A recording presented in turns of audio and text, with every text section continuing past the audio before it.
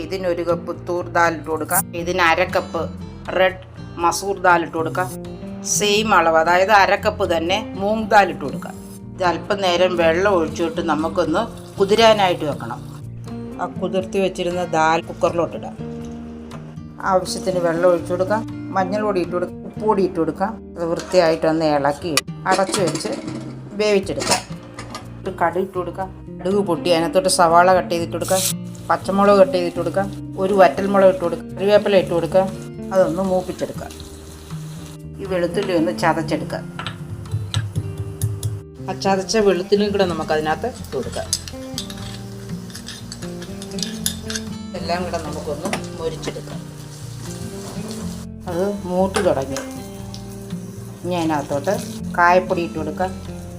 തക്കാളി കട്ട് ചെയ്തിട്ട് കൊടുക്കാം. അതെല്ലാം കൂടെ ഒന്ന് മൊരിച്ചെടുക്കാം. നമ്മുടെ പരിപ്പ് വെന്തു. അതൊന്നുകൂടെ ഒന്ന് ഉടച്ചെടുക്കാം. ആ മസാല റെഡിയായി. ആ വേവിച്ച് വെച്ചേക്കുന്ന പൈപ്പിനകത്തോട്ട് നമുക്കിതങ്ങോട്ട് ഇട്ട് കൊടുക്കാം. ഒന്ന് ഇളക്കി യോജിപ്പിക്കാം. 3 ടൈപ്പ് ദാലിട്ടിട്ടുള്ള നല്ല വെറൈറ്റി ആയിട്ടുള്ള ഒരു പരിപ്പ് കറി ചെറുതായിട്ടൊന്ന് ചൂടാക്കാം. വളരെ ടേസ്റ്റി ആയിട്ടുള്ള പരിപ്പ് കറി റെഡി. ബിരിയാണി റൈസിൻ്റെ കൂടെയും ചപ്പാത്തിയുടെ കൂടെയൊക്കെ കഴിക്കാൻ പറ്റിയ നല്ല ടേസ്റ്റി ആയിട്ടുള്ള ഒരു ദാൽ കറി.